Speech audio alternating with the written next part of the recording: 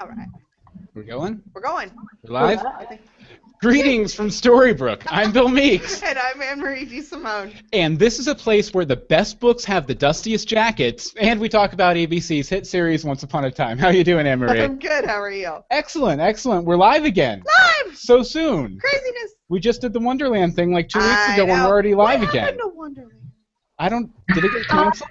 It's Wonderland officially must be canceled. Officially.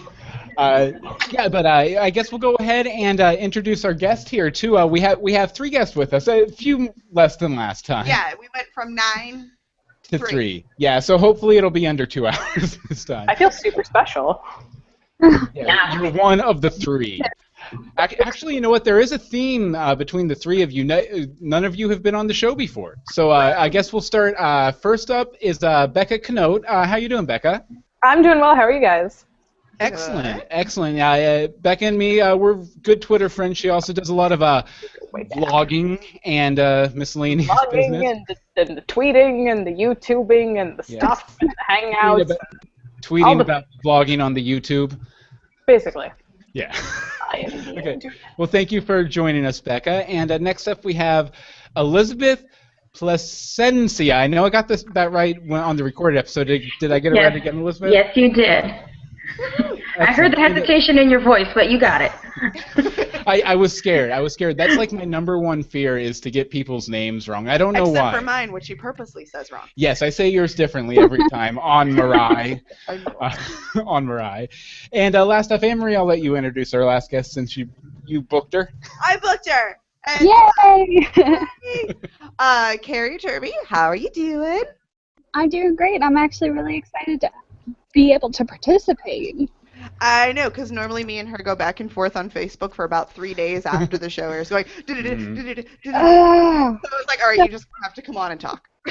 Have to. So that's where you try out all your material for the podcast. Yes. Okay. Yes. She gives me the feedback. Yeah. I'm sitting for the 2 of us, so. Yay. Excellent. Yeah, Kari's having a couple technical issues tonight, so if you're watching the video, which I recommend you do because we're pretty, you might not be able to see her because we thought it'd be better to hear her than see her if we had to make a choice. But a couple of bits of business before we get into the main discussion of the big, huge, crazy finale. As we mentioned last week, after we recorded our episode last week, we went and we recorded the first episode of our new podcast, Legends of Gotham, and we discussed, a lot of the news that was coming out about the show. And we had the preview going on in a loop. Yeah, so we just kept talking about it every time it came around. The little 1-minute promo. And so we cut our first official episode. So if you want to check that out, legendsofgotham.com, or you can go over to iTunes and search for Legends of Gotham. Or Stitcher. We're now. We're officially on Stitcher as of an hour ago.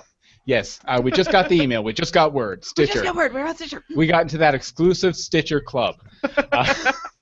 No, but definitely check it out. And if you go over to iTunes, if you feel like leaving us a review to kind of give us a little boost up, as we're getting started with the new podcast, we'd really appreciate it.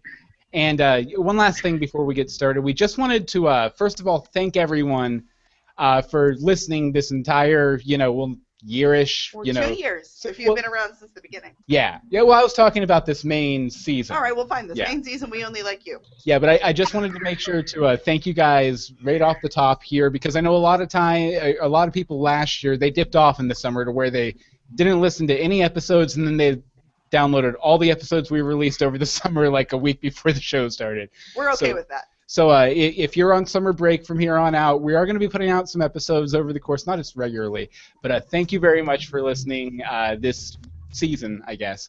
And we'll catch you in August, and download the episodes one at a time to save us on bandwidth a little bit. That'd be nice. And also, I'd like to mention that our next episode is going to be, well, I guess you guys get to decide. It's going to be the season 3 finale listener roundtable with a bunch of you, as many of you as we can get in. We'll have 9 people in again, switch them out, get some people on Skype, on phone, Telegram, Telegraph, the whole deal. But we need to figure out when we want to do it, so we need to figure out when everyone's going to be available. I know some people are really good on weeknights, some people are really good on weekends. what we've done is we've picked 4 dates. The first one I think is this Sunday, right? Is this Sunday. Which would be a little short notice. It would, but it's very popular. But we want you to go to the poll and vote. You can get it on the post for this episode at greetingsfromstorybrooke.com, or just go to strawpoll.me/1686718. I'll say the number again, 1686718. That's strawpoll.me, and then that number I just said. So go there, vote, and we'll figure out when we're going to do our next episode, where you guys are going to be the star. Me and Anne-Marie are going to kick back and drink some magic juice. Absolutely. And listen to you guys talk for once, right? Okay, I think that concludes our opening business. So, yeah, Anne-Marie, why don't you go ahead and hit us up with the rhyming episode summary. Okay. Tell me, Rumple, where do we go this time? Is it the forest from Once Upon a Time? Zelina's portal is a curious thing. Makes you stop your mom from stealing a ring. The Captain Swan team breaks the timeline quite quick. Of all of the moments the two could have picked. The Dark One plays doctor to their Marty McFly in order to make true love seem a surprise. And we add a new tick to our Disney-themed tally, all in the epic one-season finale. Dun, dun, dun. I generally don't like to give you line readings in the episode, but I envisioned the first line of the rhyming summary a certain way. I just wanted to do it. Okay, let me get my throat here. Clear it up, Bill. For those of you listening to the podcast, I sprayed my throat. Tell me, Rumple, where are we going this time? Is it the forest from Once Upon a Time? Okay, that's all I wanted. Yeah. That was awesome. Light around for that one. Thank you. Just don't burn anything. No. That would be a tragic end to this already great live episode. Okay, so I guess we'll start off how we normally do, just asking for, a general impression. I'll go ahead and start with you, Anne-Marie. What'd you think overall? Yay! Expand. I loved it. It was fantastic. I was literally shaking, and my heart was beating out of my chest for the last quarter of the show. Yeah, it was pretty intense. It was pretty amazing. I'm kind of in love. Yeah. How am I going to wait 3 more months? Which episode did you like more, the first one or the second one? Oh, good grief. It's all one. It was a movie. Yeah, it was pretty much... It was not 2 episodes. Self-contained. Stop giving it 2 names. As soon as you realized it was going to be on one night, combine them. We should have done a separate episode for each episode. No. Okay, Becca, what did you think of the episode overall? Oh, man. It felt like season 1 again, and it made me so happy. That, standalone monster of the week, we're going to go get him. And, yeah, you had to know what was going on. But you could just jump in and maybe have missed, the last 1 or 2 episodes, been a little confused, and then just been psyched that Captain Swan was just, tearing it up everywhere. Oh, I love Monster of the Week episodes. We haven't had a good one in a while. This is very true. And, speaking of season 1, I also kind of noticed that Rumple was more like season 1 Mr. Gold than he has been, in a long time. So that was because he was keeping secrets. He was very giggly. So giggly. Almost annoyingly giggly. No such thing when it comes to gold. Yeah, he can never be annoying when he's giggling. Yeah. He just makes you smile. His teeth were a little less funky in this episode, though. Elizabeth, what did you think of it overall? I'm a major fan of time travel shows and movies, and so when I heard that this was going to be a time travel episode, I got so excited. I was pretty much jumping up and down. I was thrilled. So I really loved it. Excellent. And we will be talking about some of the time travel stuff here in a minute. But first, Kari, what did you think overall? Okay, so I hate to be Debbie Downer, but I think I'm going to be the only one that's really kind of heartbroken about this episode, and it's for one silly reason only. As Anne-Marie knows, being my friend on Facebook, I'm expecting baby number 2. Baby number 1 is a little girl. Of course, her name is Emma. So I was hoping and praying to have a new character name without it being awkward romantic sort of connections, because it's a little boy. And then find out they were naming it Neil. While it's a sweet sentiment, it wasn't what I was looking for. So yeah, not going to work for brother and sister. No, not so much. Baby, but they are brother and sister. but it's still It's creepy. It's creepy. They are brother and sister. New baby Neil. Oh yeah, new baby Neil and Emma are brother and sister, but there's still that old They're still there. association. It's still there. Exactly. So I was a little bit disappointed. The rest of the episode was great. I loved it, but that last part just killed my soul a little bit. You're lucky. When you were saying you were going to be Debbie Downer, I was handing over the hang up button on you for a second. I was like, we don't need negativity here. I'll kick you out.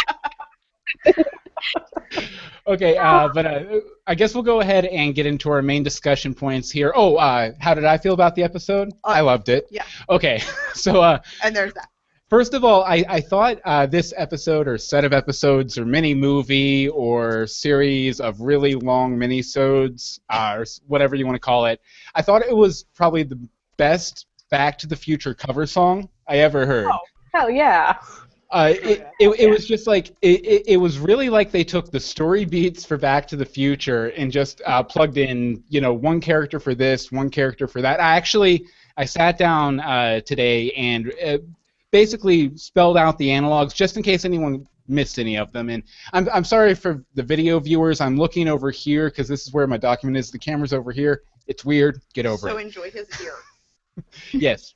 My beautiful ear. Okay, so let's see here. So Snow was basically George McFly, who was hanging out in the tree, right? Waiting for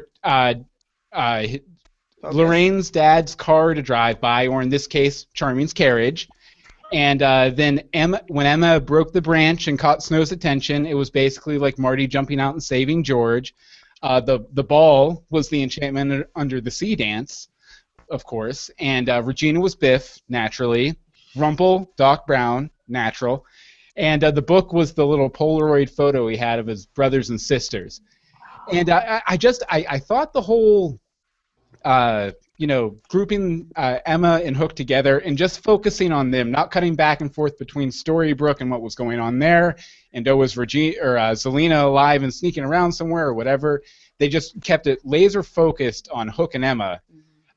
For pretty much both of the entire episodes minus the first 10 minutes of the first one, I think. The first 10 minutes and the last 10 minutes. Yeah, and I thought it worked really well. A lot of times, when they're cutting back between present day, flashback, this character, that character, it can get a little confusing, but this was just, laser tight focused. I loved it.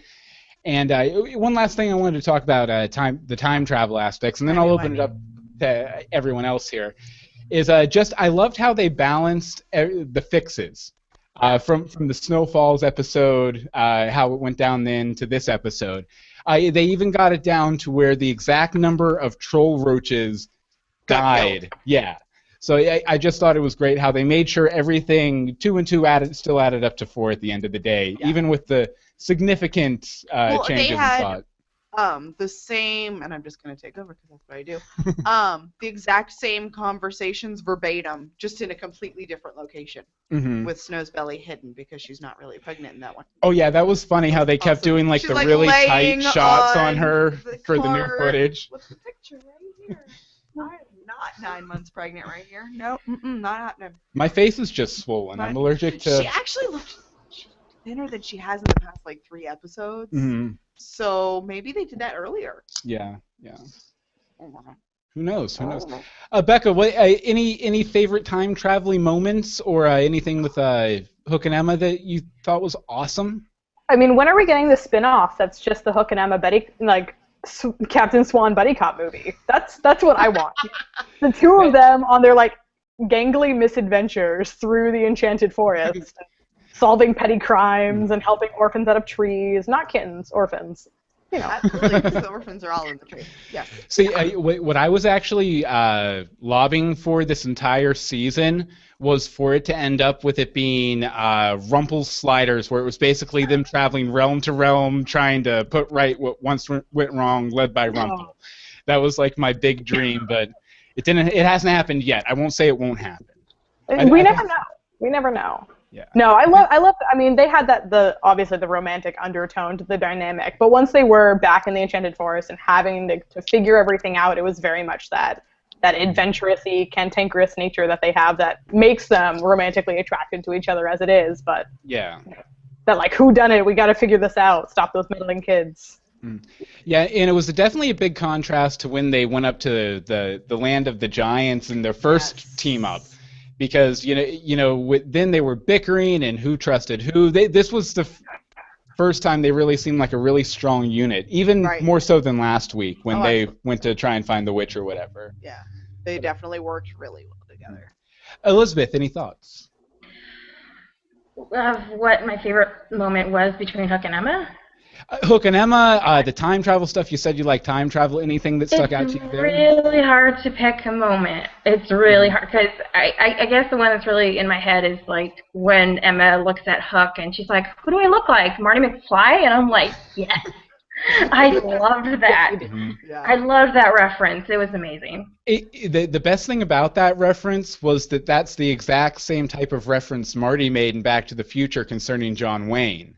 Oh. Because he had seen the John Wayne movie that reminded him of the situation he was in, so he used the name John Wayne. So that was hilarious too. Kari, any thoughts before we move on?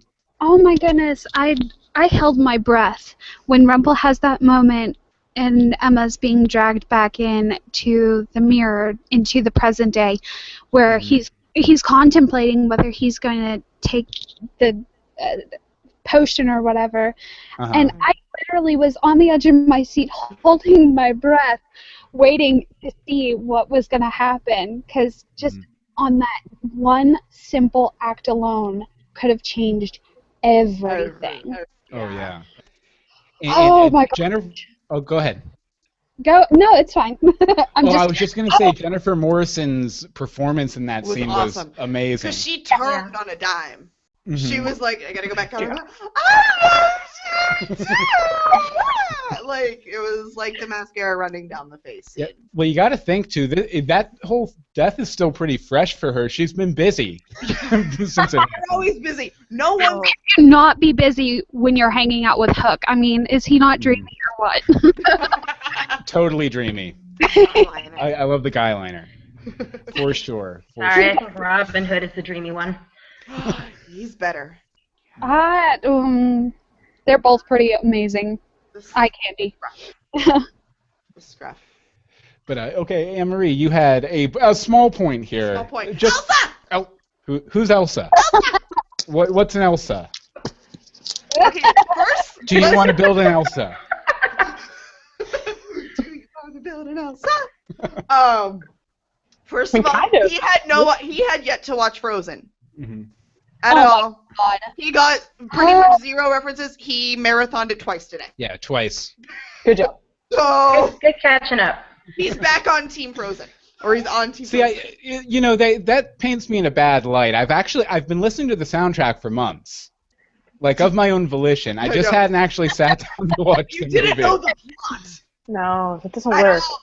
It was so good too. I guesstimated it. I just guesstimated wrong. For some reason, I thought Elsa was a giant mech, stomping through a forest or Storybrooke village. No, that's Marshmallow. Oh, okay. Go ahead, Elsa. Elsa. Bad joke aside. We're just gonna let that go. Okay, she will not be evil. This is my theory. Everybody's like, no, Elsa can't be evil. No, she won't be evil. Because she was in Rumple's little cave secret hidey hole because her magic is uncontrollable. She can't control it. She probably still can't control it, even, after Frozen. You know what I noticed watching the movie today, too? Like, I saw some people complaining, like, why was she that weird blue blob thing? She turns into, like, basically like a statue like that right at the end of the movie. That's Anna. That's Anna. That's Anna. Was that Anna? That was Anna. That's Anna. I was watching the movie on this monitor while I was working on this monitor, so I might have gotten a little confused. No, that was Anna. She looked like Alex Mack. Somebody point that out. It was like, she's Alex Mack. So I don't know what's up with that. Single moment right there. I know. Disney princesses and the secret world of Alex Mack. What? That should definitely be the next realm they go to. The world of Alex Mack. Freaky nuclear waste accidents. I have no idea who Alex Mack is. I don't know.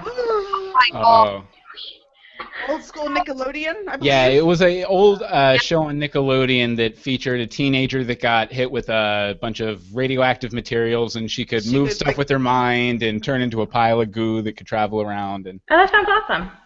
Yeah, it was really good. do you know Larissa Olanik? She's not. 10 Things I Hate About You? I know that movie. The Okay, younger she sister. was the preppy sister. Yeah. Oh, okay. She loves her Prada backpack. Mhm. Yeah. Okay, anyway. She was also Alex Mack. Sidetrack. Okay, we've renamed this to Greetings from Alex Mack's Town. I forget what it is. Doesn't matter. Also, since they're deciding to nix Once Upon a Time in Wonderland, and they've made no secret that Will Scarlet's coming over from Wonderland into this new season of Once Upon a Time, does that mean Arendelle is in Wonderland? I mean, that would make sense to connect those two lands. Or they could be like neighboring or something. Yeah, because Wonderland has like everything. I mean, it has Agrabah, it has... No, Oh my goodness. no, Wonderland. Agrabah wasn't in Wonderland. Yeah, That was realm jumping. yeah, I think I that thought was a they were separate one. adjacent. That's my misunderstanding. But, Yeah. I mean, it would make sense to Yeah, have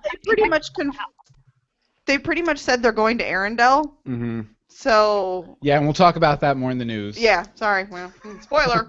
3 months to forget it. No. Okay, how did she get in the container? Is my concern. Because when I saw that, I was like, it's a genie. Mm-hmm. But no, there's no. It could have been Jafar. Jafar. I don't want that happening. Well, Well, that puts the whole Wonderland connection together. If It would Jafar have been did it, that or if it would have been him, but then not, because Elsa. yeah, there's definitely going to be have to be some crossover with Wonderland next season. Well, he's Since confirmed to he's- be a main. Like he's Yeah. not even like a supporting or a reoccurring character. He is or main guest. cast. Yeah, Will Scarlet. So. So I don't know that'll how I feel about that. Oh, you didn't like him, or? I don't know. I enjoyed Wonderland. I did. I'm sad it got canceled, but I definitely, I don't know. This is when we hover over the close button on Oh, your no! No, we can't do that with Wonderland because we pretty much hated it up until But the we last two loved the episodes. name. We did always love the Hashtag name. name. They feel so different. Like, I feel like it's Yeah. going to be an interesting kind of shoehorn to sort of cram him into, like, our little Scooby Gang over here in Storybrooke. Maybe he's trying to clean out his apartment and he gets pulled into some wacky adventure. A wacky adventure. Maybe some Elsa hijinks freezes ensue. him with the eggs that are coming out of. He's the main character the whole season, frozen just like the whole time. They just carry him around in like a little bag. Well, they have to make up the budget they used on Once Upon a Time in Wonderland, so it'll just be a freeze frame the entire season. It'll be The whole great. season. Well, they did show his apartment in Storybrooke at one Right. point. So Yeah, no, in Wonderland. I think that'll be So- bringing back up. Okay, sorry, I had a few more things. Okay, Where's go ahead. Anna? Save the Anna. Save the world. Where's Anna? I- They have to have both. They couldn't just have one. Mhm. Well, in that case, Anna's on Nashville having a great time, so unless we can buy hand and taken care of that contract. I'm sure Anna's coming next season. Well, I I know mean- Kristen Bell has said she would be interested in appearing. Yeah. That'd So- be so awesome if Kristen Bell was on the show. My heart. Mhm. But I think she'd be really good as Elsa. She would be. place It would just be really hard to separate. It's like That a would be really crossover good though with character. the way. It'd be good with the way that Once Always stacks characters and makes one character several characters to have the actress who played one of them in the movie play the True. other one in the show. I think Well, see, she showed up, and all I could start thinking is, like, who from Lost is currently out of work? Like, who's going to get cast? I'm like, It's gotta go the- check it's my the guy cast who list played- again. It's the guy who played Jack. He just Perfect. he had a big makeover for it. We have to come back, Kate. Arendelle. Yeah, you always wonder if they're gonna like the last 3 episodes of the series. They're gonna pull a big Lost crossover moment or something. But I guess The with last season. Smoke monsters and polar bears. nice, and Rumple. All cage fight.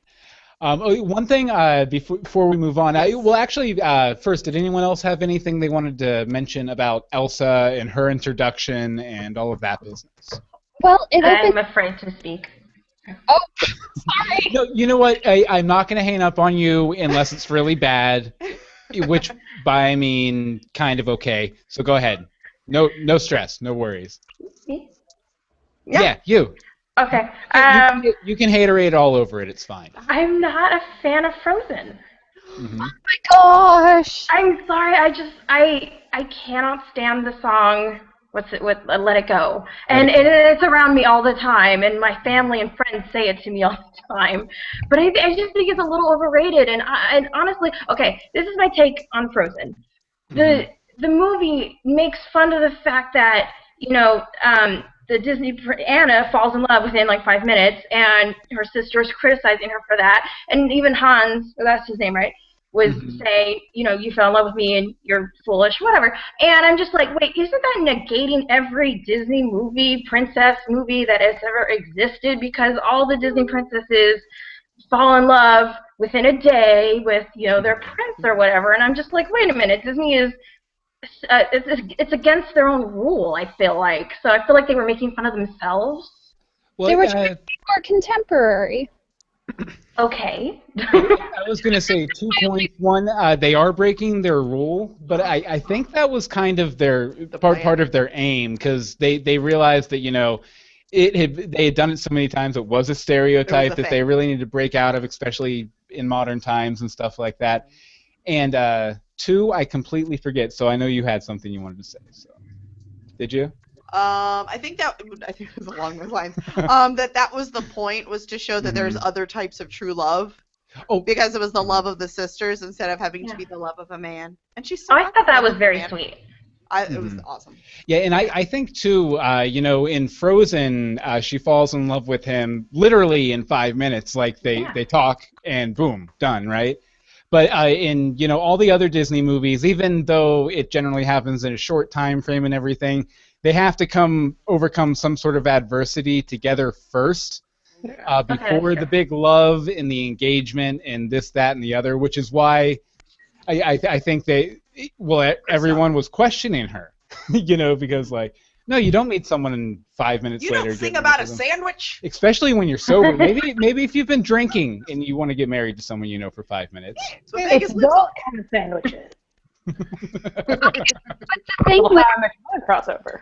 The thing with Frozen, adding Frozen, they were running low on bad guys, and if they bring in Hans and his brothers, because he's only got like a butt ton of brothers from the Southern Isles, then I mean it opens up for new characters and potential bad guys. That's true. Yeah, I'm just waiting for the new. I just want Pocahontas to get brought in and have that villain be our villain next season. Just a douchey fat guy. Oh yeah. Like I was trying to remember if he was it or it was some sort of weird tree spirit or something. No, it was the colonial boatmaster. I forget his name, but. I can Grandmother Willow. Okay, one thing before we go ahead and move on to Becca's point here that I wanted to mention, just that Rumple's Dark Archives really excited me, because I'm pretty sure we haven't seen that before. It might have been mentioned once. It was mentioned. But I think that's a really good story engine. But it wasn't the Dark Archives. It was where he put magic that was uncontrollable or he did not understand it. Yeah, it may be dark, but that's not a requirement of being in the vault. I was trying to give it a snazzy name. We're trying to make a trendy club here, Anne-Marie. We need to have a line outside, and it needs to be called Rumple's Dark Archives. You can't say that. Hashtag Rumple's Dark Archives. What was that? That doesn't sound weird at all. No, but I just thought it was really cool that, we have this whole big room full of stuff that Rumple has either stolen or taken and hidden because it scared him. So, I mean, lack of bad guys, all the bad guys becoming good guys, that's another way they can get a lot more bad guys in the show. But then how do they go back to that? We can't keep traveling in time. See, I almost want them to have, like, I don't know, like a door in the back of Granny's restaurant that'll let you just, like, walk right over to the Enchanted Forest. So to be like monsters. Yeah. That- Oh, like Monsters Incorporated. Okay. I thought you were talking Monster, that movie with Charlize Theron. I was like, no. I've never seen that, and that There- just sounds scary. There was no realm jumping in that movie. No. Oh. No.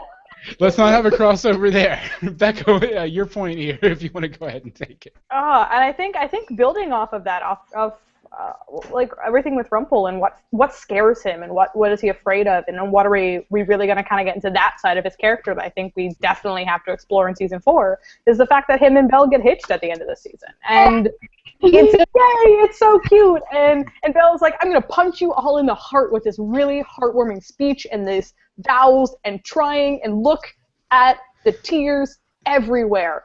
But at the same time, we all know Rumple's pulling over on her with the whole dagger thing. Like, Yeah, like I actually didn't think they were going to end up going through with the wedding just because of that. Well, I thought we'd get like a cliffhanger there. Like we were going to, and then something comes up and she finds out that he is like completely, fleeced her with this dagger, and she actually has no control in the situation. And since we have like that bleed through of, the kind of skeezy Rumple of old, plus his archive, I can think we have yet another great season of Rumple next season, and hopefully a lot of random bad guys popping out of jars. Why not? Yeah, I know a lot of people last week were saying that they thought maybe because of what Rumple did there that he was going to end up being the big bad for season 4. I don't know. Depending on how they frame the whole, Elsa thing and everything, it could end up flipping to that way before the end of the season. Like, I don't see them put Elsa in there. Originally, Disney put Elsa as being a bad guy. That was their original intent, and after they watched it through, and they were like, well, maybe let's give this a second look. Carrie, you're breaking up a little bit. Give it like a 3 count and then try again. 3. And we've lost her. Sorry, Carrie. She's been in and out. She'll be back in before she's out again. It'll be fine. But where were we? I don't know. The possible, Rumple as our maybe big bad next season. Yes. Oh yes. Yes, that. Back on track.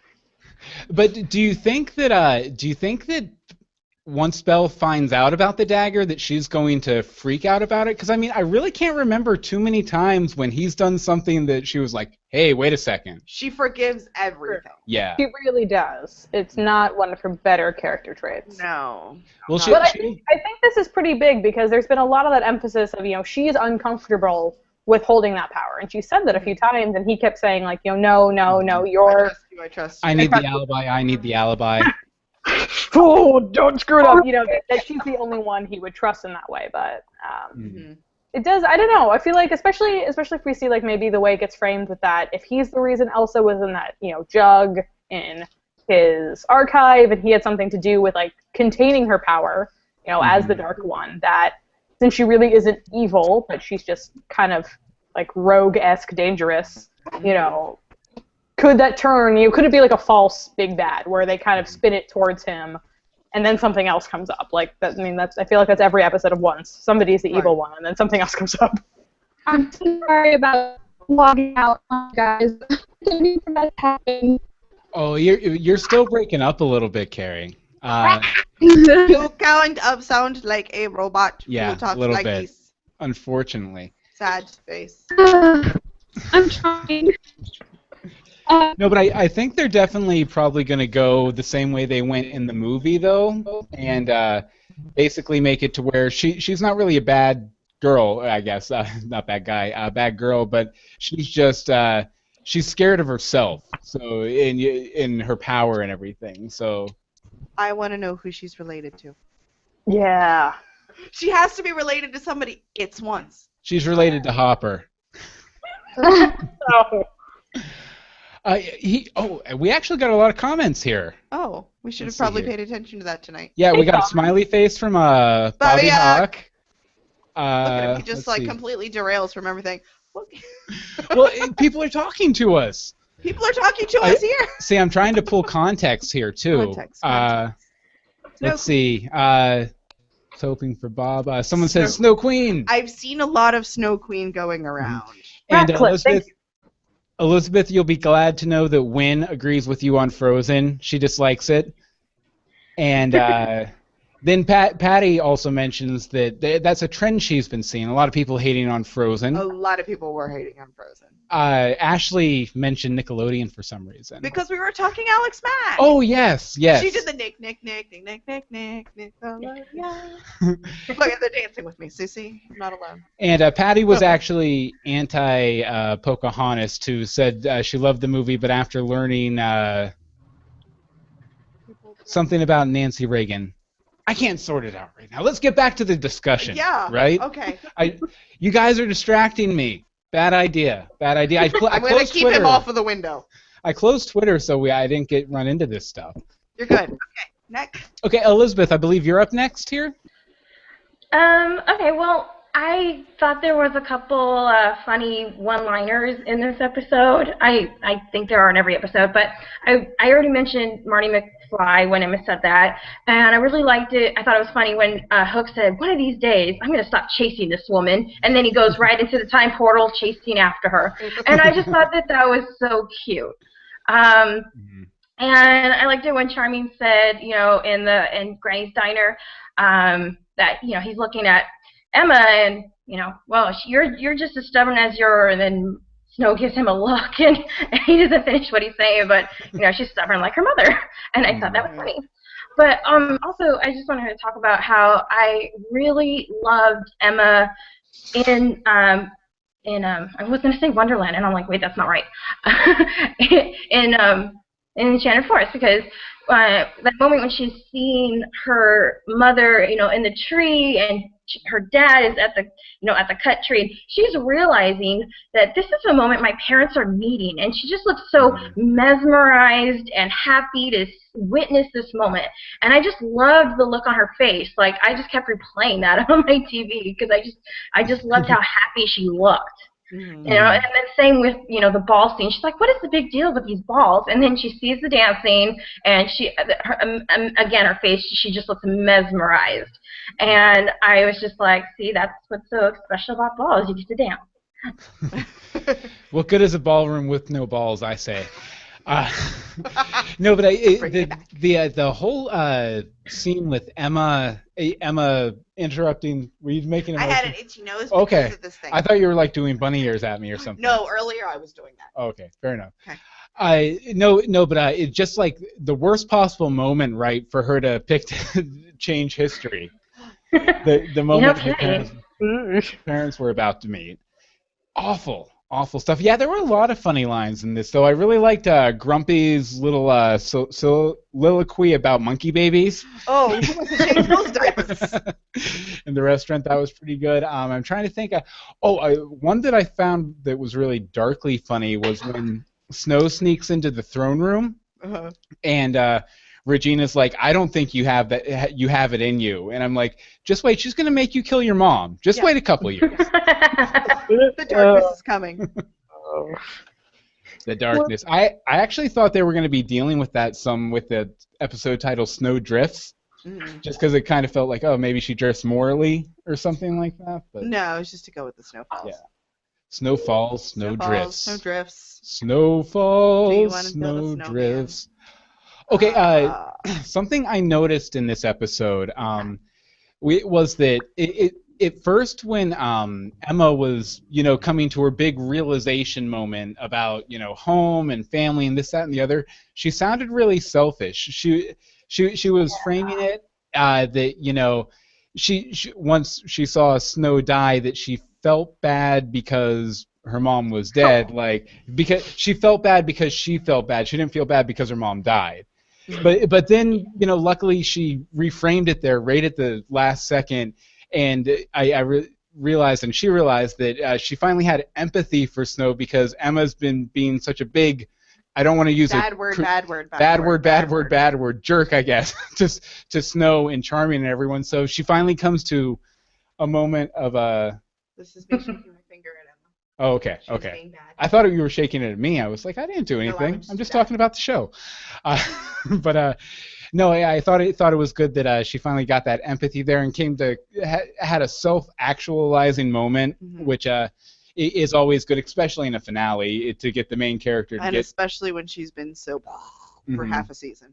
Yeah, she's just been so focused on going back to New York and keeping Henry safe that she didn't realize that she was a jerk to everyone she loves. Including Henry. But now she calls them mom and dad. Pressy! Yay! So pressy. Finally, after 3 seasons. She did it once or twice. She'll keep calling them mom and dad, right? I hope so. I would assume at this point, although it still always feels weird because they're the same age. It does feel weird that they're the same age, but it always sounds weird when she's like, Mary Margaret and David. And I'm like, it just doesn't work for me. Yeah. Yeah. No. But yeah, speaking of, the whole happy family unit and everything, the baby that was teased all week, the name, it's going to be so important. The name was Neil, which, fine. I love Neil. We all love Neil. But we miss where him. is it going for next season? Rip Neil. We had a flashback to Tallahassee in this episode. It's better than that entire episode. But the creators were saying that it was going to be something that would give us some sort of hint as to where we were going in season 4. Does anyone have any idea what the baby being named Neil could mean, or were they just completely messing with us and we should go boycott protest at ABC? We should protest at NBC about Once Upon a Time. I mean, if Buffy the Vampire Slayer and the X-Men have taught me anything, it's that nobody's really dead. Like, I mean, come on. We're on, like, the 7th or 8th Jean Grey. Buffy died, at least 3 times. Yeah. For all we know, they're going to find some crazy loophole again, or Anna's going to, Elsa's going to do something, and her and Anna are going to wonder twins dating, they're not twins, and he'll be back.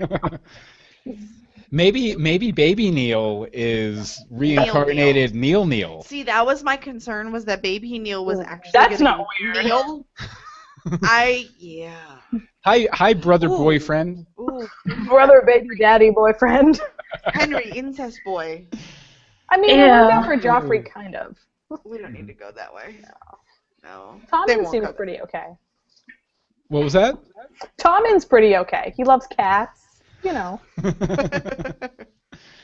Yeah, Becca, let me ask you, since we didn't hear from you when it was the hot thing, were you a Captain Swan or a Swan Fire when all that was going on? I'm gonna have to say I was none of these things, and I've always been Swan Queen. Fair enough. Henry has 2 mommies, and I'm down for it. Excellent. Well, I don't know. I was gonna see. I've been arguing Captain Swan all season. Anne-Marie's been arguing Swan Fire. So we don't have any good talking points for Swan Queen. Not at all. Although many of our listeners are Swan Queen. They hate each other just enough that's really attractive. See, but I liked Outlaw Queen. That's totally the healthy relationship. You never know if they're going to slap each other or kiss each other. Or make it a thing. I want to make it a thing. Make it a slappy kissy thing. Slap kiss. Slap kiss point. Go. Oh, me. Hi. I love that Emma went straight to Rumple to help them. She's like, I'm lost in the Enchanted Forest. Where do I Rumple? Rumple, Mr. Gold, Rumple, Stiltskin, help. I don't know. I liked it. But it just felt like he didn't actually, all magic comes with a price. There was no real price. Well, and he now doesn't remember helping them. Regina might disagree with you. Well, Regina's got the price. But, I thought he was definitely the perfect person for them to go to. Well, who else would they? Because he was powerful enough and he was wise enough to know that he really couldn't mess around with this. Once he got enough information to realize they were actually time travels. Yeah. What did you do? Exactly. You've already changed something. But no matter how bad he was and no matter how hyper focused he was on that goal of getting Neil back and everything, he wasn't going to mess with the time stream to do it. Especially when he found out that he does see him again. Yeah. Oh, yeah. And then he dies, but that's neither here nor there. Details. See, I think though, if she doesn't really have a relationship with Blue, because for some reason that's well, fine, we'll go there. Minor characters are minor for a reason. But I feel like she should be a little bit more important. But if they haven't utilized her enough, she's like super uber magical power and all that good stuff. But I don't know. She could have helped them too. She could see through the problems. Yeah, well, I mean, she jumped in when Snow needed the help. Yeah, when Snow anyway. asked for her, but Emma could have had her help. Yeah, they were one swat away from losing Snow forever, though. Bye, Emma. For sure. No, something, because we rewatched Snow Falls right before we watched the finale, and one, they did a great job, blending the scenes, the old footage, the new footage, and two, if you were wondering where that wand that Rumple gave Emma to reopen the portal came from, it was the episode immediately after Snow Falls, the Cinderella episode. He kills Cinderella's fairy godmother. That was Snow Falls. That was the first 12 seconds. No, wasn't that was No. the episode following, wasn't it? No. No? Did you actually watch the episode earlier? No, I was sleeping. Hold on, now I gotta look this up. Nap time? We saw the entire scene. Yeah, but I thought that was in the Cinderella episode though, with the. That wand? was the Cinderella episode. Episode Oh, good Once grief. Upon a Time. Okay, so This is called Let's Google the show. It's not a greetings from Storybrooke without us looking something up. Look right. Becca has not been paid for this mention of Google. I'm in no way receiving any monetary bonuses for all of these mentions of Google, any Google subsidiaries, and Google products. Google. Brought to you on Google Hangouts by Google. Just keep saying this. No, season 1, episode 4, first appearance of Cinderella. So it was the episode immediately after. I was right. No. Yeah. No. It's wrong. Cinderella's stepmother and her stepsisters are going to a ball. The fairy godmother appears to Cinderella and tells her that although her stepmother has said she cannot go, she is going to go anyway. However, immediately after this, the fairy godmother explodes in a horrendous yet amazing display of fire. But we saw that. That's a great description. No, but because we let it play. Going? Yeah, we let it play for a few minutes after Snow Falls ended. No. Emma Hunt. Black and white. No, it's actually not. But that's a Storybrooke Emma. Blue and gray and No, all the colors because of the if you rainbow. keep going, Emma drops. We didn't watch that far in. Yeah, we watched just the No. teaser. Okay. Well, then read farther. Okay, the wand. The wand. Cinderella's fairy godmother, correct? Fine. That's where it came, right? Okay. Fine. Moving on. That was the important bit. That was the important Unfortunately, you had it information. wrong. I really thought it was the episode 4 too, to be honest. No, it was. Trust me. Okay, hold on. I have 2 swords in the closet back We're here. not. No Duel. swords. It's They a live can't episode. duel. It's a live episode. Okay. We have 13 people watching. 13 Duel. old people. Oh no, someone has an empty We got to cup. get 14 or 16, baby. Come on. Sword fight. Don't call me. I don't need to keep drinking. It's good if I stop now. Been there, done that. Nice. Okay, let's move on. Okay, let's see here. Okay, I believe this was This is Becca. Becca's up next. Please, Oh, Becca, this save is- now us. that, Save now us that we've all. played Let's Save Google. us. Save us. After we played Let's Google, brought to you by Google and Google subsidiaries. Oh man, now my point just seems sad because I just want Swan Queen to be a thing. But I also am tired of the fact that they always need. Look, we could have all done without Maid Marian showing up and Emma being Emma and being like, I need to save you. This is so terrible. Wow. You did exactly what you were always going to do because you're a fox in a bonnet. And Regina hates you for it. Shocking. People die. I mean, I get that this is like a family-friendly television series, but people die. They explode. Maid Marian told her to leave. Exactly. She told her to leave to her die. there. She wanted to die. She accepted it. She had made peace. Yeah. Up Plus, with her. I mean, and it's one thing if they brought her back and and Robin was like, whoa, you're not dead. That's nice. Glad you didn't die terribly and miserably from an illness like we already established as being canon episodes and episodes ago, rather than at the hand of, the evil queen. yes, we can just retcon our whole universe when it's convenient to a really contrived plot line where we destroy all of Regina's character development for the last season and a half. Yeah. Hey! It's like I think they just have a thing, like a sign up in the writers' room. Regina cannot be happy for more than half an episode. And like, It's just, I mean, it's so contrived at this point. I mean, we get it. She has a lot of issues and a lot of stuff she's got to work through, and all this like mama baby drama with her and Henry and Emma, and who's really like. yeah. I get it, but I figured by the start of season 4 we would have been able to get past that. Even if her and Robin explode down the road, because soulmates doesn't mean you're going to be together forever. Still, it just means you're destined to be together. At some point, yeah. It just that could have imploded naturally, or they could have brought Maid Marian back next season, or just not shoehorned her into the last 4 seconds of the season. Or actually made her a fox in a bonnet. That would have been great. A literal fox. Okay, actually, Elizabeth, you had a point towards that end, right? Especially concerning the tattoo. Yes, I do. I have a theory. I'm going to call it a theory. What if there is another guy out there with a lion tattoo, and it's not just Robin Hood? That's true. Like maybe their little gang all has matching tattoos. Yeah, I think that's quite a possibility. And I mean, I love Robin Hood and Regina together. They're like my new favorite ship because Swan fires no more.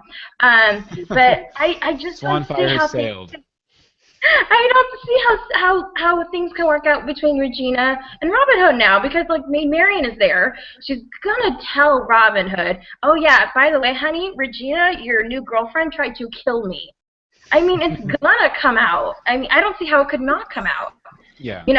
So that's what really bothers me. I could do without Marian, I really could. And honestly, I saw there was a Twitter about the woman who plays Maid Marian. She twittered that I guess that she was the one that was supposed to be in the fire, So that confused me too. To the internet. Wiki.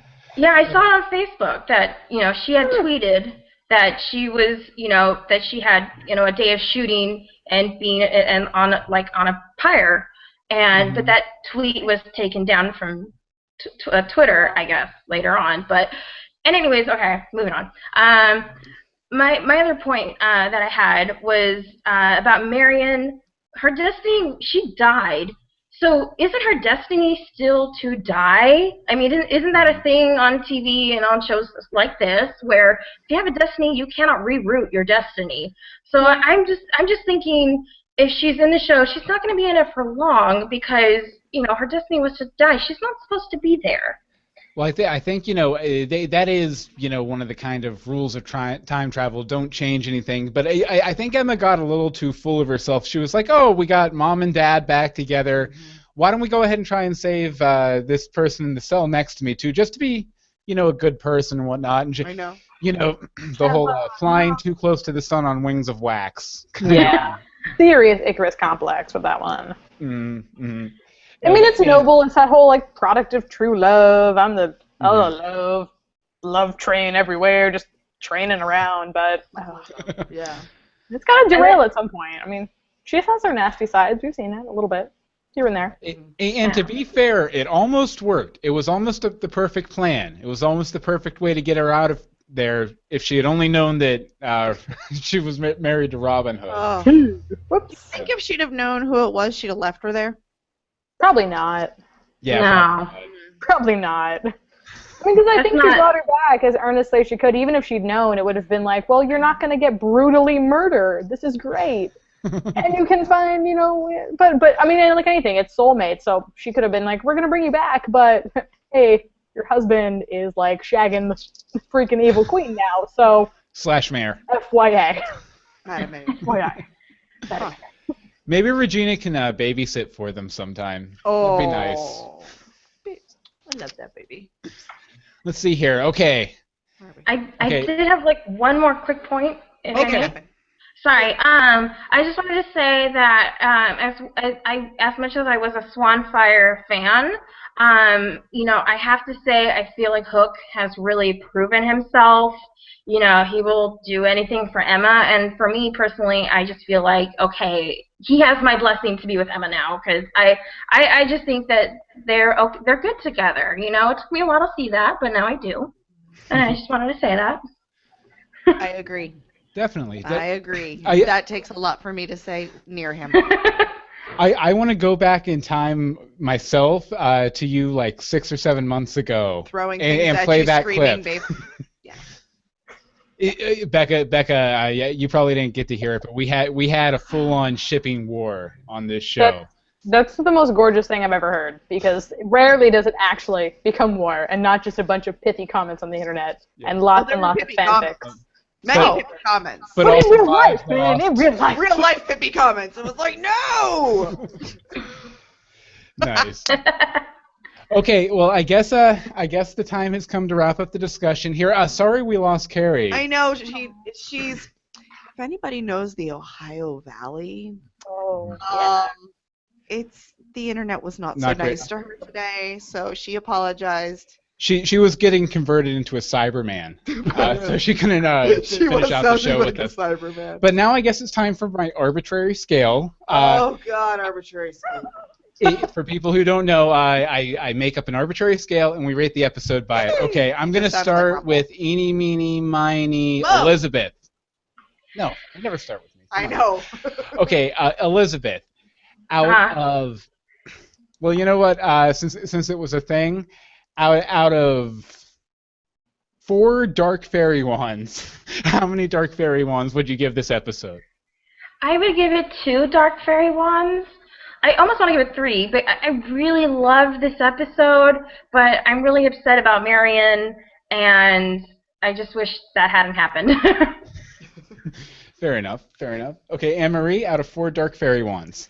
I will give it 3 and a really big fancy handle.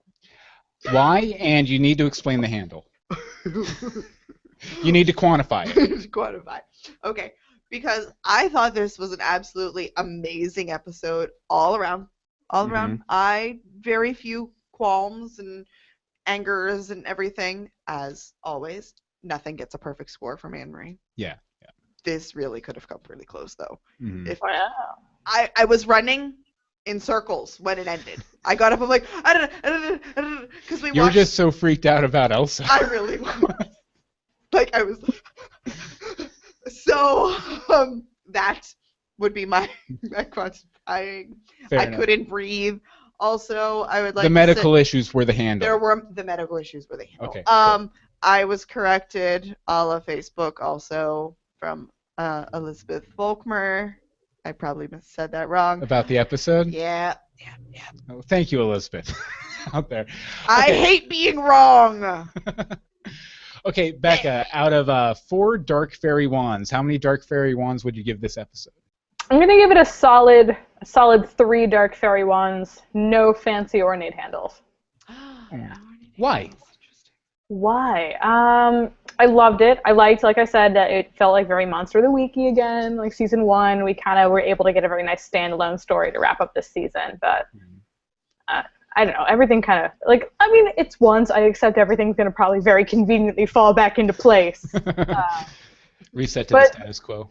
Exactly. Jeez. But I would have liked a little more. The Elsa tease was awesome, but I would have liked a better sense of where we're going next season, since I think we're going to have a lot of very big stakes at play with characters we're familiar with. We gotta get Wonderland in here. I would have liked to see a little bit more of the Knave, maybe, or like even a more explicit reference to him in this episode would have been nice. A reference. No. There was no reference. There wasn't a reference. No, there was. I'm like rerunning into my head. Any presence that he's gonna be like one of our most important characters next season. Hello. Hey. Thanks. I think what happened is he was gonna be brought in like as a fairly big character in this episode. You okay? Yeah, I'm fine. But then they got the rights to do Frozen, and they were like, wait. buy out his contract. We're just They're gonna here's a easy. couple They $100. could Go to the bar. We're gonna do this. We'll get back to you at the end of the year. Yeah, even if he had just been there at Granny's at the end when they were like, baby, kneel, ta-da, Simba moment, he could have just been there then. And you would have at least known that he's in this world, and we could explain him into the world later on. But that would have been cool. Been just as important as Aurora was in that scene. Exactly. For any of them. The only person who didn't change clothes from the Enchanted Forest. Well, that's because she was made a monkey when she was in those clothes. Fair enough. Sure. Fair enough. I'm calling Marion. Forget that. Ugh. Calling it right now, though, Michael Soka will be playing Olaf next season. Okay, but we're going to do... You didn't give Elizabeth. What's that? She didn't rate. You did it? Not right? Yeah, Elizabeth I rated. did. Yeah, she rated. Apparently I had a seizure and I forgot. Okay, we have some news and some quick voicemails, but first we want to thank our sponsor for this week's episode, Audible, special. if you're familiar with them. You didn't rate. What's that? You didn't rate. I didn't rate. I knew something was. I was counting. Don't you sneak away from this mix. Don't. Exactly. Exactly. Do you really want to know? Oh God, do I? Yeah, I think you do. Say it. I'm going to give it 4 Dark Fairy Wands. Ooh. Because, thank you for asking why. I couldn't breathe. No, like I said right up at the top, it was like the most perfect cover version of Back to the Future ever. We got a lot of really good Captain Swan stuff. They finally made out in present day. So we got progress on that. I have the same issue a lot of people do with the whole Regina and Marion there at the last minute thing, but it wasn't enough to overshadow how completely awesome and epic and like a movie this episode was. Now we'll go to our sponsor. Okay, before we move on to the news, was there something else, Anne-Marie? No. Okay, cool. Audible.com. They have all sorts of audiobooks. If you don't know what an audiobook is, it's where someone reads a book to you while you do other stuff. You can be driving a car, jumping through time portals, delivering baby monkeys, anything. You can listen to an Audible book. And for you, the listeners of Greetings from Storybrooke, Audible's offering a free audiobook download with a free 30-day trial to give you the opportunity to check out their service. Now, we always like to give you a couple recommendations for when you go and sign up for your free trial. If you want to pick up a book that we like, it'll be good. Anne-Marie, why don't you go ahead and do your pick first? Okay, I decided to completely go different. Normally we try and make them a little bit relevant to the show, but we've gone through a lot of fairy tale related books. So I have gone to just a classic that I enjoy. Well, it's not really, it's kind of a classic. It's a classic in my eyes. Yeah. It's Evening Class by Maud Vinci, narrated by Kate Vinci. Basically, it's a working class Dublin book. They're learning Italian. There's love. There's schmoopy whoopies. I love it. I've read it like a bazillion times. This is comfort to me, is reading anything Maud Vinci, and this was one of my favorites because I'm Irish and Italian, so it sort of like combines them. So yeah. That. Excellent. And as for me, mine's a little more thematically tied into the episode this week. I picked A Briefer History of Time, which by Stephen Hawking, obviously.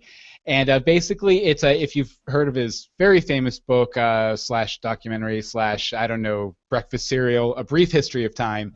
It's the same stuff, but he focuses just on the important stuff and explains it a lot more, in a lot more detail, but also a bit. I don't want to say dumbed down, but more to where a novice can understand it. Someone who isn't. I might understand it then. Stephen Hawking. Probably not. And it's narrated by Eric Davies, too. Really good stuff. Really good stuff. And I will, especially since this might be the last episode some people are listening to, I'll also recommend my own book, Dog Boy Danger on Liberty Pier, as one of my recommendations. And you can get links to those at greetingsfromstorybrooke.com in the show notes. Now, to download your free audiobook, all you have to do is go to audibletrial.com/storybrooke. Again, that's audibletrial.com/storybrooke for your free audiobook. And we want to thank Audible for sponsoring yet another episode of Greetings from Storybrooke. Thanks, Audible. Never do that again. Aww. And now, on to the news. News. Okay. First off, we have the ratings here.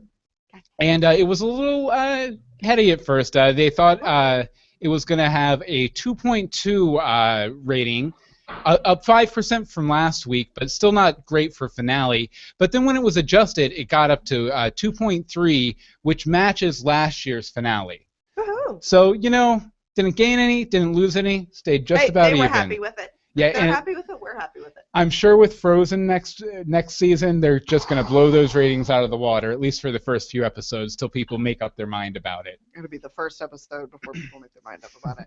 Yeah, speaking of Frozen, we just wanted to point out, a lot of people have been theorizing, was it really Elsa? Was it the Snow Queen? Was it just someone in a blue dress? And Adam and Eddie did an interview this week. They've done a lot of interviews this week. Yeah, but this specific one was with the Hollywood Reporter, and they confirmed, Adam says, yes, that was Elsa. And then he goes on to say, because people were saying, I guess Disney pushed this on them or whatever. He says, after the movie came out last November and seeing it 3 more times, we loved it. And our brains start to get activated. It's like anything on the show. Once our brains are activated and an idea starts to take root, we want to do it. And we started playing with the idea, and it grew in our heads about what it could be. We went to the studio and network and pitched it to them, and they said, okay, here you go. Really as simple as that. And really, sitting down and watching Frozen twice in a row today, it's basically an animated Once Upon a Time episode, thematically, for sure. If it's in really good. I think it'll be happy. Yeah, and let's see here. One thing I wanted to mention was AdAge.com released a study this week about the most popular shows that people who do cord cutting, which we do, get legit. Not pirating or whatever. And Once Upon a Time happened to be the 4th most popular show for cord cutters. Heck yeah. Mm-hmm. Game of Thrones if you're pirating. But, as far as getting it legit, Once Upon a Time. So that was pretty cool, especially since we're cord cutters. And so now I know that we're not bad cord cutters because we like Once Upon a Time. Right. The question, I'm cord cut too. Mm-hmm. Am I still pirating Game of Thrones if it's my dad's HBO Go login? Because they said they're okay with that. Hey, somebody's login. That's between you and your priest. Sorry. No, I'm kidding. All right, a couple other things we wanted to mention here real quick. I know we're running long. It's a good time, though. So who expected this to be short? Nobody. Not me. But let's see here. We wanted to mention that Jennifer Morrison was on The Nerdist this week. It was a very good episode. Not very once related. Yeah, they basically go over what it's like to act with people on a green screen. And it's a tennis ball. Yeah, and the rest drawing.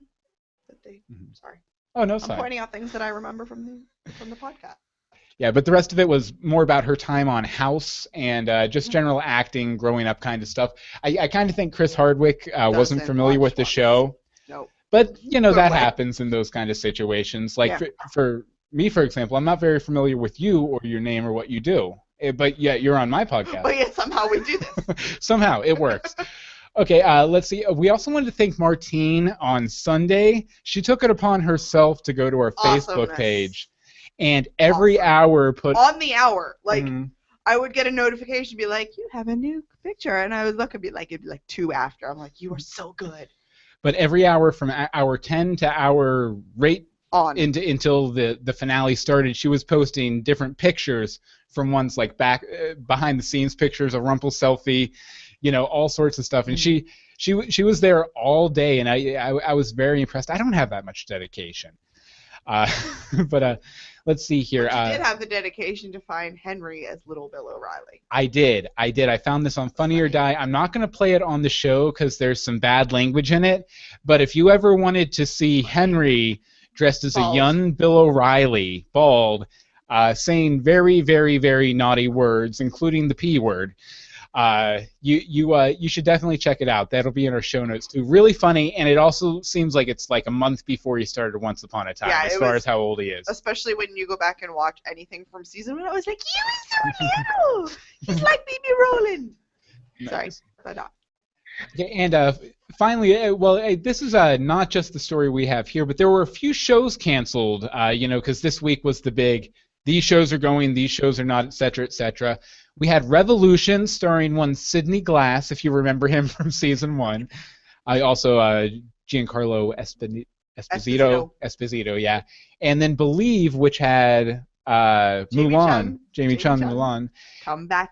And then the show that Red was on too got canceled, right? Perfect. They all got canceled. More Red, more Red. Come back. I mean, that's really unfortunate that like 600 people are out of jobs as a result of that. But all of my absolutely, but well, at least Mulan and Red. Yeah, we do have to pour one out for the crew on that, but we can be very happy that they're all out of jobs, so they'll have to go back to once. But there were so many new shows. I'm sure they'll, all those crew people, they can find something else. Yeah, it's just what LA. They don't. It's not hard to find a job there, right? They have unions for that, I think. Not at all. I don't sob openly about it all the time. I have a steady job. I don't. I'm a college student. Oh, I'm sorry. I moved to LA twice without a steady job before I left. I would probably never do it again.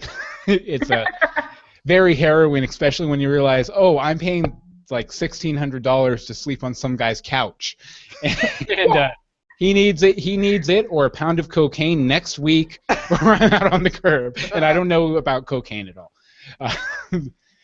Crazy times. Okay, listener feedback. We don't have a lot this week because it's already running very late as far as the episode, so we didn't want to spend too much time on it. But as always, you can and go ahead and send us. We have all the letters that everyone sent us for the season wrap-up hangout that we'll be doing soonly. And go ahead and send us any other thoughts you have on the season. greetingsfromstorybrooke@gmail.com. The Twitter is @GFStorybrooke. Facebook is facebook.com/greetingsfromstorybrooke. And the voicemail number is 424-274-2352. Again, that's 424-274-2352. And we have a few voicemails here, and we'll start, as we usually do, with Bobby from Bradenton. Hey guys, Bobby from Bradenton here. Boy, they should have called this one Back to the Forest. Not only did they reference the movie, they borrowed whole plot points. I half expected someone to run into a horse cart full of manure. Although it was fun to see Emma trying to explain to Hook exactly who Marty McFly is. I wouldn't be surprised to see him walking around next season crossing off pop culture references in a notebook. When the season started, I did not believe Regina should be redeemed, and I did not think that Emma and Hook should be together at all. Not only have the writers convinced me otherwise on both points, I now hate that Regina could be heading down the same path as before. I just hope it doesn't come to that. From the opening moment of the episode to the last, it appears that they have fully embraced their Disney heritage. And I can't wait to see what's in store for us in Arendelle. Now, if you'll excuse me, I'm going to throw myself into a death-like slumber. Wake me when season 4 begins. We'll miss you, Bobby. Oh, wait, hold on. That was sorry. We'll miss you, Bobby. And, have a good sleep. Both Disney traditions, old and new.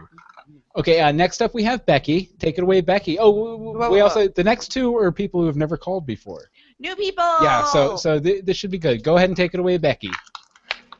Hi, this is Vicky. I'm a newer listener, for first time calling in. I just have to say that this was a pretty fantastic episode.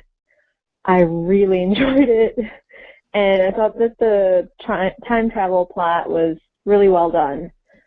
Emma and Hook kissing at the end was just too sweet. I loved it, and I'm so glad that they're just so adorable together. Regina and Robin, what can I say? They were so happy together, and then Marion reappears into their lives. They were just the perfect little mini family with Roland, getting ice cream there, and Regina was finally able to let her guard down and open up to Robin, about how they had nearly met and, her past love with Daniel, only to have it smashed to pieces. I just hope that she doesn't go all rage monster on Emma next season. As for what else Hook and Emma brought back with them, I don't know exactly how I feel about them bringing Elsa into the show. I know that Frozen was a massive success for Disney, but it just feels a little too much for me. Well, I have to say, I would give this episode 26 out of 30 Rumpelstiltskin glamour spells. Thanks. Very nice arbitrary scale. I like it. I like it. Yeah. I forgot. I was trying to aim up for bigger numbers in my arbitrary scales, and I've been scaling we back. needed the lower numbers because you were doing something like 2 billion. Well, that's a small number. Victoria, take it away. Hi, Victoria here. This episode had its ups and downs. I really enjoyed seeing Bay again, but all the time jumping rules got a little confusing. The Rumple and Belle wedding was so sweet, and I love that it was just them, a little small affair. But it still... I really liked the vows, too. The vows were really I thought the attendance was a little weak, but the vows were excellent. Yeah, why did they have to have it, like, all by themselves? I don't know. That's what Maybe I was that wondering. maybe it was a Yeah. stipulation from Belle's dad. No one can really know about. It's just kind of, everybody, you know, they were all just I thought we waiting. were I thought we were promised this big wedding, and it was just alone in the forest. Yeah. At the well. Yeah. Like, I don't feel that's a really romantic spot. Yeah. Wait, They're what just is saying that's always kind of full of just bad. Bad stuff is oozing out of it at any given time. I did like that they had Archie officiating, though. Well, that was precious. nice. That was precious. Okay, here, we'll let this Victoria voicemail finish still up. have the darkness of the secret in the background. The last 10 minutes were amazing. My heart broke for Regina. It's just so unfair. And while we're getting into the Frozen storyline, I didn't see that coming at all. Do you think that was the plan all along, or did they jump on the opportunity because of the movie's popularity? As mentioned in the story, they kind of jumped on it because of the movie's popularity with them. It just took me off guard to see such a new story. I love your podcast, and we'll be checking out Legends of Gotham. Thanks, guys. Woohoo! Legendsofgotham.com. Thank you for the plug, Victoria. And also thank you for calling in. If that's the same Victoria that always posts on our Facebook, hi. Thanks for finally calling in. And if you're not, hi anyway. No. Play Woo's voicemail. Okay, hi, Victoria. Here's Woo. I love the flashbacks to Emma's past. It was kind of the same thing that we got in the season 3 premiere with Henry's birth. I loved the Emma calling Snow and Charming mom and dad. I've been waiting for that since season 2. And here's something that I want to point out to you guys that I'm glad Emma pointed out in this episode. Ever since she's reconnected with her parents, she's never felt close to them. Like, you guys even made fun of the hollow hug that Emma, Snow, and Charming share in Broken, that it's really one-sided. Snow and Charming are so full of joy when they see Emma again, and Emma's like, okay, I don't know these people, what's going on? And I really like that Emma's gone full circle in terms of accepting her family, accepting her place in Storybrooke. I don't know how I feel about Killian and Emma being together, but I love what this sets up for this next season. One of the problems I had with season 2 was it really didn't seem like the writers knew where they were going. Now with this season finale, which was much better than season 2's finale, we know where we're possibly going for season 3. And I love this whole Marion and Robin and Regina storyline. I love what this new marriage between Belle and Gold could bring. I don't know how I feel about Captain Swan. Sorry, Belle. I have to give this episode 5 gold earns out of 5. Really enjoyed this episode. And what can I say? But I guess in season 4, we have to just let it go and hope the cold doesn't bother us anyway. Talk to you guys later. Love the show. Bye-bye. Thank you, Woo. Yes, thank you very much, Woo. And I know I said we only had voicemails. I lied. We have one letter. Yeah, I decided I felt so bad about having to not have letters this week That you added a letter. that I had to put one in, and I figured I'd do it, just to be fair, I'd do it from someone we'd never heard from before, and then it turned out they had something that was really nice. Touching. Okay. Touching. This is from Shannon. Greetings and salutations. I just recently started listening to your podcast, so this is my first time writing in. The finale was really good, which was nice because I found the last few episodes to be a little lackluster. I disagree, but that's okay. As a longtime Captain Swan fan, this episode was amazing for me, but I also enjoyed the little bit of Neil that we saw. He was an important and influential part of Emma's life, and it was nice to see more in their relationship. Emma is my favorite character. I've always understood where she was coming from and why she is so focused on New York. So as someone who dealt with childhood abandonment issues myself, I completely got why it became a security blanket for her. She had Henry and a cozy little home life, which is all she ever wanted. I was so happy when that final wall that was built by childhood trauma finally broke and she was able to fully embrace her parents. I'm sad that Rumple and Belle got married. I adore both characters, but I haven't been able to root for a happy ending for Rumple since he killed that mute maid. Sorry. I usually don't laugh out loud. Only when the joke's about someone dying. Awkward. I really hope they follow HCA's Snow Queen. I've always loved that version. Sorry, it's Elsa. Thanks for the podcast. I started listening when I was going through a difficult time, and it helped take my mind off things. Keep up the amazing work. Thanks, Shannon. Yes. This is me giving you a hug, Shannon. Mm-hmm. We're hugging it out. We're hugging it out. That is her giving you a hug from me, too. This is as close as I can.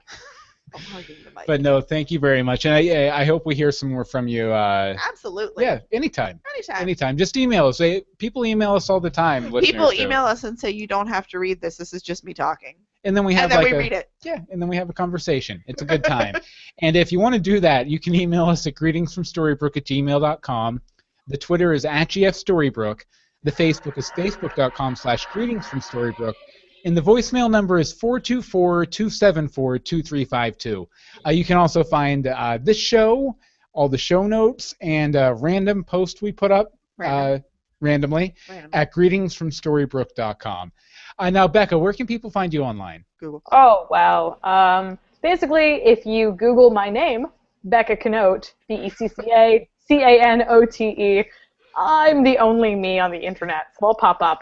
Twitter, Instagram, Facebook, YouTubes, and then every other Wednesday over at youtube.com/geekandsundryvlogs. That was Geek and Sundry Vlogs, right? Yes, VLOGS. Just wanted to make sure there was a little humming there. And Elizabeth, is there any place you want to send people, or do you just want to say, come talk to me over on the Greetings from Storybrooke Facebook page? Yeah, if anybody wants to find me on Facebook, and my name's Elizabeth, last name Plascencia, it's spelled Plascencia. If you really want to come find me, go ahead. Unless you're creepy, and then don't. Unless you're creepy, we're going to ask you to leave Elizabeth alone. She's a nice girl. Goes without saying. Yeah, and she's always very active over on her Facebook, and it was a pleasure finally getting a chance to talk with you. Okay, Anne-Marie, where can people find you? You can find me on the Twitters at AMDSimone and my somewhat blog, crunchy, crafty, and highly caffeinated.wordpress.com. Yes, it's still .wordpress.com. I haven't invested the money to upgrade it yet. Deal with it. Okay. I'm cheap! And as for me, on Twitter, I'm @BillMeeks. On Google+, I'm google.com/+BillMeeks. And you can find the books I write and other stuff that I'm going to be posting up there shortly at dogboyadventures.com. And you can find our new podcast, Legends of Gotham, at legendsofgotham.com. Legends of Gotham. See, yours is better than me. I don't have the creepy voice. Well, I have that lower register, too. Yeah, I don't have that. Okay. I guess, we're going to be back. Definitely go to the... Oh, and Kari. Let's not forget Kari. Yeah, thanks again, Kari, for showing up. Sorry the connection was weird. It's Valley! Make sure to let us know when you want to do the listener roundtable at the straw poll. Links in the show notes. And I guess that about wraps it up for the season finale thing. Podcast thing. Any other business? Cheers. Cheers. Even my glass is empty too, Beck. It's okay. Mine is too. Okay. Well, I guess until next time, greetings from Storybrooke. And we're going by. Thank you to all our live viewers. Sorry it took a little longer, but hopefully you enjoyed it. Bye. Bye.